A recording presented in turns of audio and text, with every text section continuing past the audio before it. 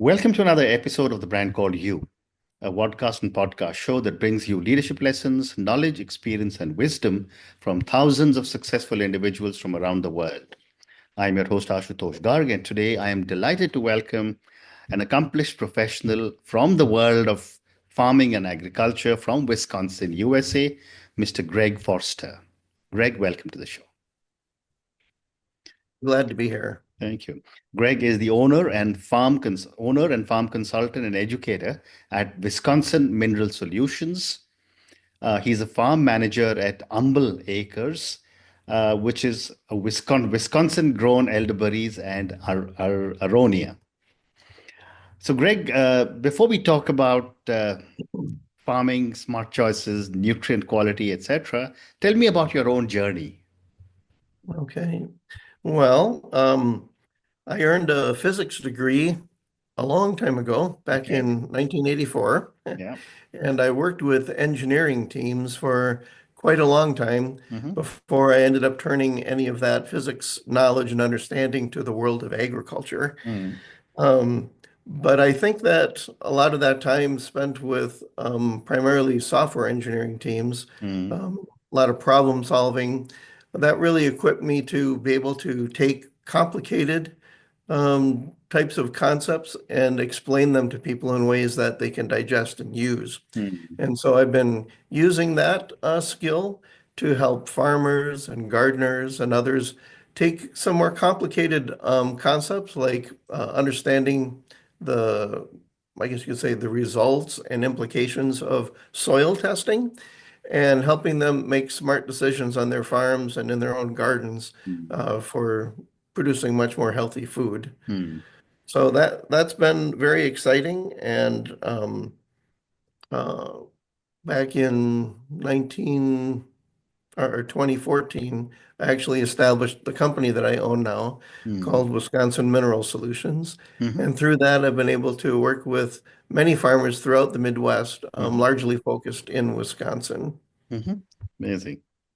Amazing. So let's talk about nutrition.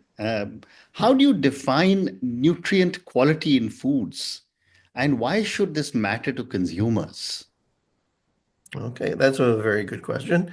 Um, the idea of nutrient density comes to my mind when I think about food quality Mm-hmm. because, we eat food for lots of different reasons. Yeah. Pleasure is one of them, Mm. but it's really important that we use food not only for enjoyment, Mm. but to make our bodies healthy and strong. And not only our bodies, but our minds and our spirit even. And so when I think about if I'm going to pick up a tomato and I want it to not only be enjoyable, but to feed my body so it Mm. has what it needs to function well, there has to be certain qualities to that food that are going to Mm. support that.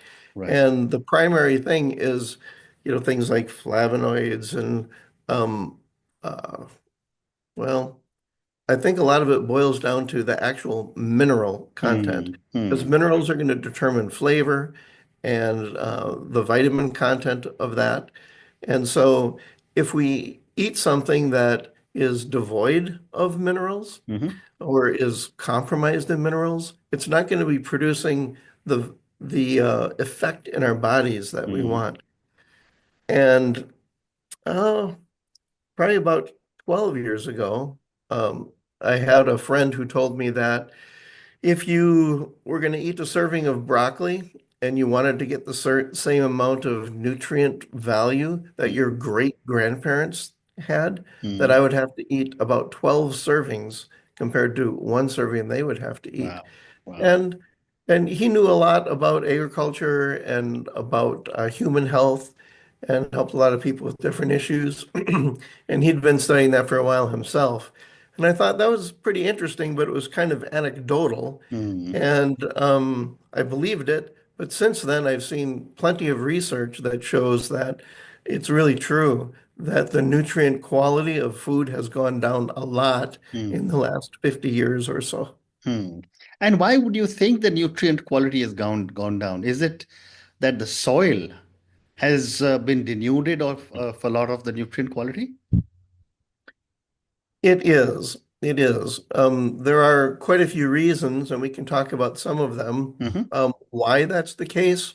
But when we look at what plants are actually able to pull up into Mm, themselves, mm, um, it's pretty compromised. And you can do tests on the vegetables that are produced right now in mm, your own garden mm, and look at them and see what's actually there. And mm. mostly it's not there because it's not in the soil. Interesting. Very interesting. Yep. Yep. Some of those nutrients just leach out naturally, Mm, and others we're just not restoring them and taking care mm. of the soil. Well said. And Greg, what misconceptions do people have about nutritional value of fresh produce? Okay, that is also an intriguing question because when you go to your grocery store or a farmer's market, or even when you pull something out of your own garden, Mm, a lot of times we just use our sense of our visual sense to make assessments of things. right. And sometimes, we notice the aroma and things like that too. But if it looks really good and it's Mm, like perfectly spherical apple or tomato, and it just looks nice and bright and it's fresh, we tend to think that that must mean it's good. mm, And it may look good, but that doesn't mean it actually is good. And how do they get it to look like that? mm, And I think a lot of the actual varieties of the crops that we grow today, um, well, if they're genetically modified, I have a problem with that mm, mm, fundamentally. mm, But even if they're not, a lot of times they're bred for uniformity of size, uniformity of color. Um, when you're harvesting things, if they harvest all at the same time, mm. that makes it very easy to harvest. So Right. they're being bred for things like that have to do with practicality, ease of farming, ease of harvest. Um, how well do they ship across a country? Mhm, Are they going to handle a bunch of bumping and bruising without looking bad when they finally get to the grocery store? mm, And it's not that those things aren't valuable, but in doing that, um, there's not a lot of attention focused on what's actually inside that fruit, mm, inside that vegetable, and mm, whether it's going to be good for people to eat or not. And so that's part of what's going on there is the mm. breeding of our varieties in a way that's not necessarily helping us. Great response. But then the other aspect is that how do nutrient deficiencies manifest in the average person's diet? And what are some of the common health implications? Oh, okay. Well, I guess first off, I should say I am not a doctor Yeah, and I'm not absolutely. a nutritionist. Um, but and every body is different. Every person is different. We have Mm, different body conditions. We have different histories. We have different levels of emotional well-being, and correct. the things that we think are different. And all of those come together to say, if you eat a nutritionally deficient um, piece of fruit and I do, the results could be significantly different for us. Mm, And I kind of refer to something called the anti-placebo effect. hmm. I'm sure there's an actual name for that, Yeah. but the placebo effect, people think something good is going to happen, Mm, and it just seems like it happens, even mm, though the actual physics behind it wasn't there to support it. yeah. And I think sometimes the opposite is true also. If you think something is going to hurt you, it may well hurt you, Mm, even though there isn't a real good reason for it. And also, if we don't know that the food that we're eating is particularly healthy and we hmm. think it's just, common vegetables, Yeah. it may not provide the good value that we expect it to. Mm, So when people are paying close attention to what they're eating, a mm, lot of times they will notice that they feel better when they're mm, eating good food. mm, And if they aren't paying attention, they might not even notice that. mm, So I think overall it's pretty safe to say that there is a decline in overall well-being for Hmm. people when Hmm. they're eating food that is not nutritionally adequate. Hmm. Um, Whether people are going to be able to point to specific ailments or pains or aches or diseases, that that can be a complicated thing. Hmm. Very interesting. And Greg, are there any specific foods or food types that consistently lack essential nutrients despite being marketed as healthy? Mhm. Um, well, my kind of general philosophy, like if I'm going to a grocery store, I tend to just stay around the outer perimeter. I'm looking for vegetables and Mm-hmm. maybe meat and dairy products.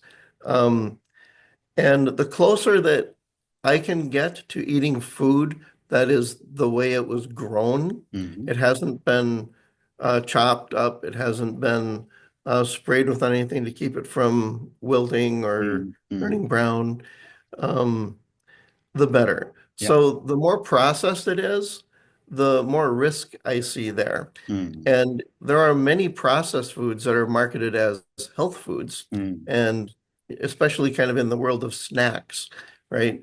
A lot of snack foods are very processed, and they Mm-hmm. might have some actually really nice ingredients in them, Mm-hmm. but I just kind of shy away from Mm-hmm. from that. And I think just because it's marketed as healthy doesn't mean it actually Correct. contains all of the phytonutrients that we Yeah. can get in Correct. actual grown Correct. food. Correct. Well said. And is there a role that of the way the fruits and vegetables are being grown to determine the nutrient density of crops? Yes, definitely.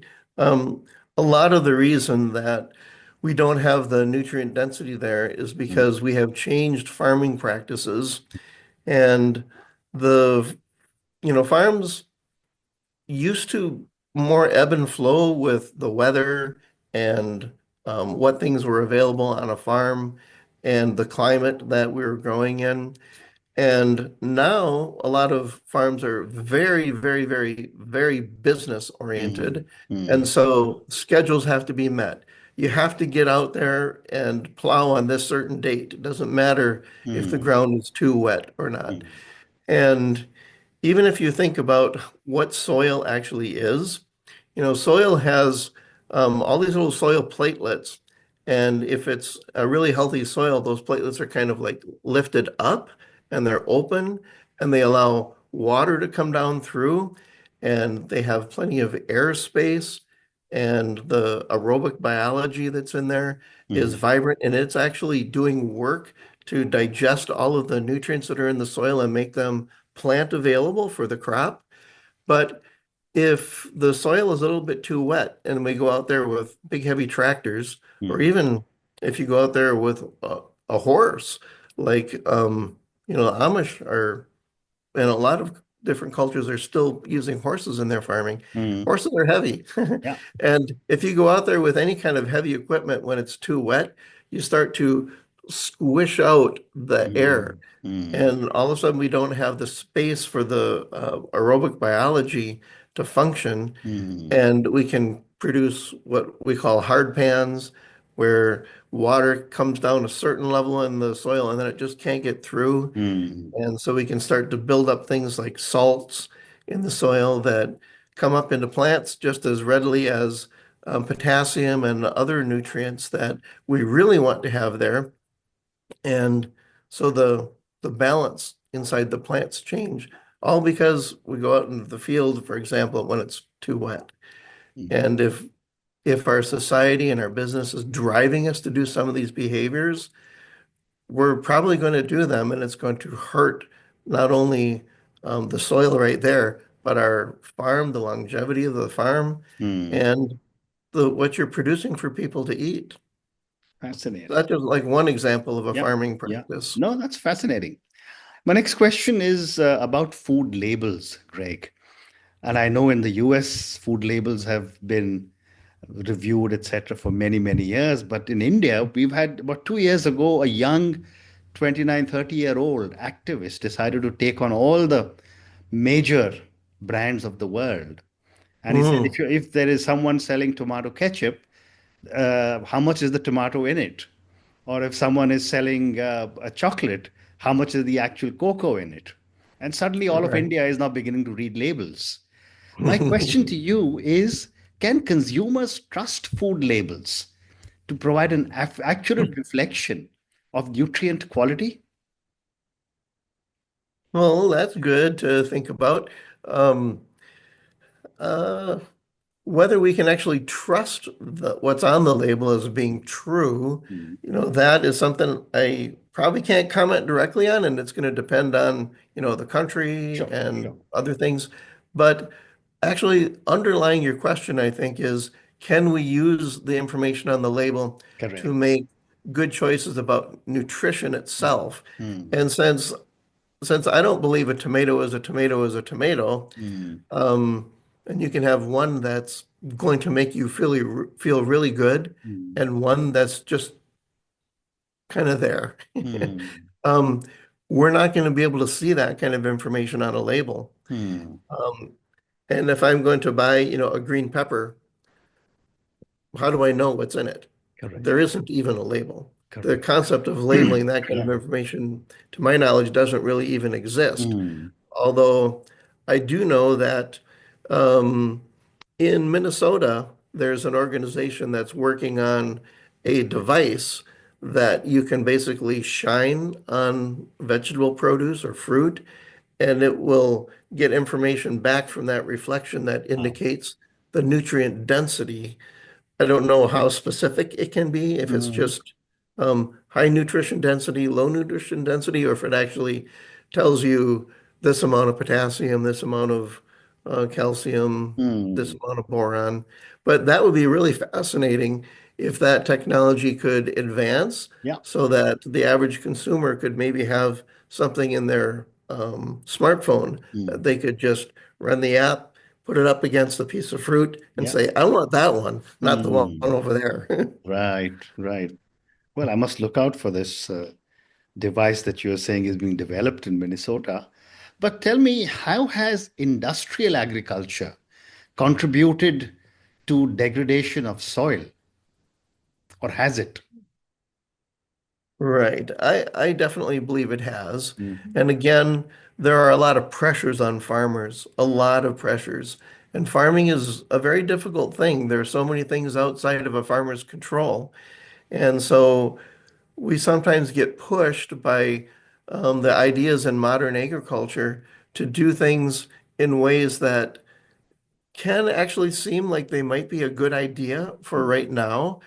Um, for example, certain sprays and chemicals that we put on the ground. Um, I'd like to read a quote for you if Yeah, I can sure. find it real quick here. Mhm. Um, Maybe I can't find it, but the gist of it, it was from Dr. William Mhm. Albrecht, who's was a soil microbiologist Mm. at the University of Missouri when he was alive. Mm. And he was saying that he was kind of talking about this modern agriculture idea Mm. that there are pests and you know, different fungal issues and insects can really wreak havoc Mm. on a crop, right? And so we're very afraid of that and we want to stop that if we can. But he was saying that it's not the invading pest that we have to be worried about. It's the ailing health of the plant itself. Mm. And so we need to find ways to make the plant healthier, Mm. not take advantage of some of these modern agricultural practices that might make Mm. it easier. Right. So, like, why do we have pests? You can take a very healthy plant Mm. grown on very healthy soil and on purpose, really close by, have soil that's not very good and a plant that might actually look reasonable, Mm. but it's actually not. It doesn't have the nutrients coming up into the plant that we want, and the bugs will Mm. come down and land on the unhealthy soil plant, not the healthy soil plant. They Mm. might go there, they might take a bite or two, and it's too sweet. it's got too many minerals in it. And Mm, they'll go over to the ailing plant and wipe it out. Well, maybe that's what was supposed to happen. mm, Maybe we're not supposed to be eating yeah. fruit that comes from plants that don't have what's in it, and the bugs should wipe it out. Wow. But modern agriculture says, let's just get rid of the bugs and then we're all Mm. good. We're That's okay. true. And And we're not. that's true. I never thought of it like that, but you're probably right. Um, I've time for two or three more questions, Greg. Can you Sure. tell us a little bit about the role of regenerative agriculture in improving soil nutrient content? Right. Yeah, I can do that. Um, Regenerative agriculture is not extremely new, but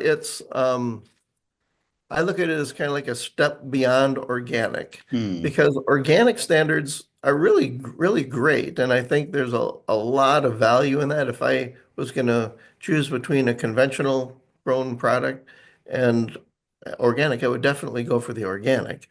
But a lot of organic is focused on what not to do. Hmm.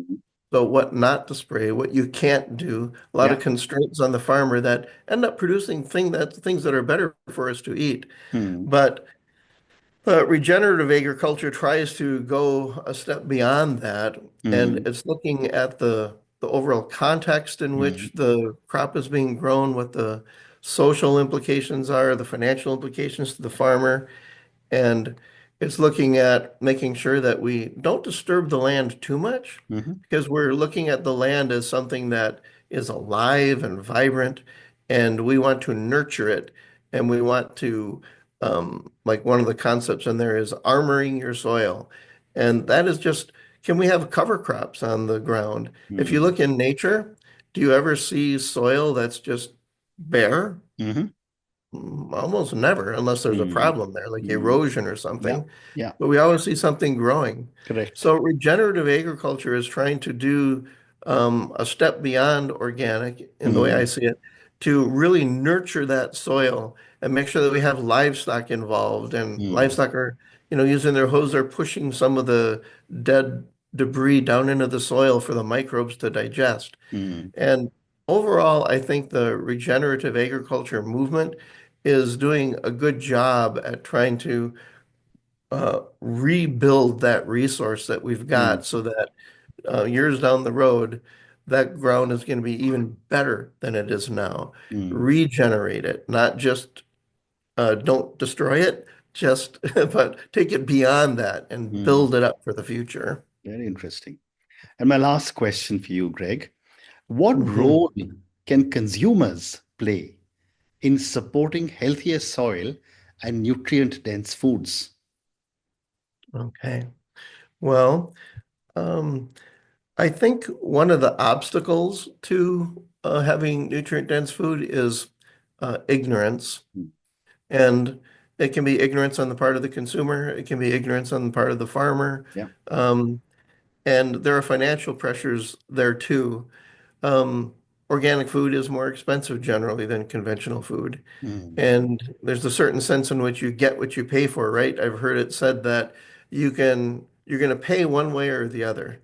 You can either pay the farmer now or you can pay the doctor later. Mm. And so for people to start to recognize that and incorporate that into their thinking, Mm. I think can go a long ways. And they can start asking questions of, their local farmers market. They can ask questions of their neighbors just to find out what are you doing if you have neighbors that are growing food Mm. or if you're growing any of your own food. Let's just increase our understanding of what it takes to have good, healthy, vibrant soil Right. and encourage people to do that. Encourage it by purchasing from them if they're doing the right Mm. thing. Mm. Yeah. Interesting. And on that note, Greg, I just want to say thank you so much for speaking to me about your own journey, from physics to engineering to technology and now to agriculture. What an amazing journey you seem to have had.